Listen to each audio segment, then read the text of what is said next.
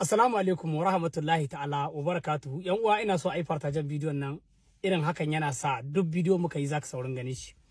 Kamar yadda labaru suka zo mana na cewa Patrice Talon ya samu kanshi daga hannun sojoji kamar yadda labaru suka zo.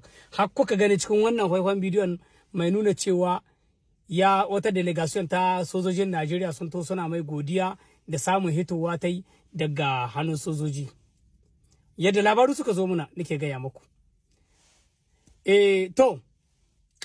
Kun sani wannan abun tun da aka ce Faransa na bayan wannan abin kowa ya san da abu ne wanda dai ana dai hokkawa amma ba zai balle ba saboda Faransa ba za ta taba yarda ba kun san wani plan da Faransa ta yi da Najeriya a lokacin da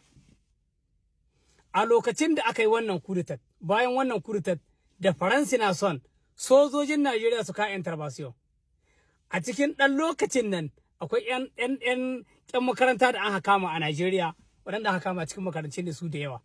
A wannan ɗan lokacin Faransa ta yi ruwa ta yi tsaki aka sako waɗannan ƴan makarantar saboda a zahawa mu a sanya mu ƴan Najeriya rayukansu a sanya mu shugabannin Najeriya rayukansu su ma idan aka to neman sojoji su bada. Saboda ba ta ga inda za ta samu waɗannan ɗimbin sojojin da za su iya wannan aikin ba idan ba Najeriya ba. Sai aka yi wannan plankin aka sako yan makarantar da aka kama tunda suwa na aka kama yan makarantar itan ce Faransin ce duk wani wanda ka ji a cikin daji yana hannu ba wai hannun yan ta'adda ɗaya bane ba wani waɗanda ke ɗarme da gindin wa'annan aikin sai Faransa da ita ƙasar Amurka.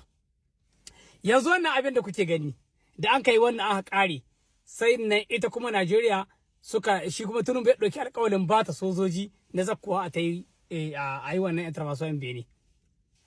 Yanzu menene za ku gani wannan wurin? Yanzu an ka gani sai kamar ba a yi komi ba. Sannan ba ka san irin mutanen da aka kasa a cikin ƙasar Benin ba. Allah shi ɗaya ya san irin mutane waɗanda aka kashe a cikin ƙasar Benin da irin ɓannar da aka yi masu. Yanzu zancen taka haƙƙin ɗan adam da menene duka wannan ba kwata-kwata ma ba a kawo shi tunda Faransa ce ta yi. Amma duk ƙasar da ta yi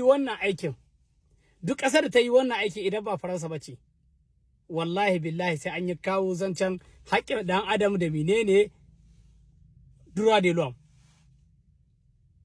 Amma ita droit de l'homme ba ta taɓa hawan Faransa ba. Da haka ƴan uwa mu Afirkawa mu na akai ma mu yi haƙuri amma kuma ba a yi mana sai da hannun ƴan uwanmu. Duk wani abin da kaga an yi ma ɗan president na Afirka ko kuma wani ba Afirke to wallahi dan uwan shi Afirka an cuce shi. Sai dai yanzu mu ga muku cewa ƴan Najeriya kusan da cewa yanzu yawo da hankalin ku akai saboda in ba yawo da hankalin ku akai an kun diba kun gani dai kun san yawo da hankalin ku na ake yi. Me yasa nace yawo da hankalin ku na ake yi? Inda an kun diba kun ga yanzu ga ƴan uwan ku cikin daji shekara da shekaru wasu sun yi shekara suna ga daji. Ubannan su ba su da hali amso su, uwayen su ba su da hali amso su, gwamnati kuma babu ruwanta da su.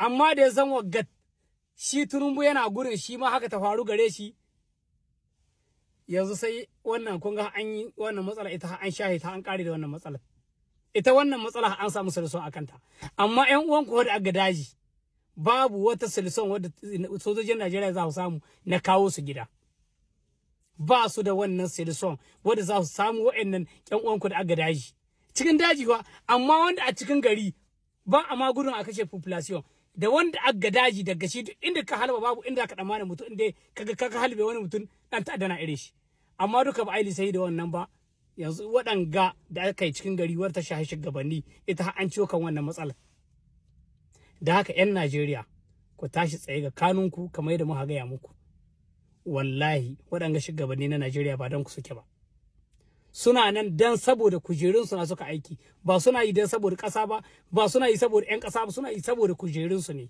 kenan ku in kun ne ya ji an ce jiki ya tsira.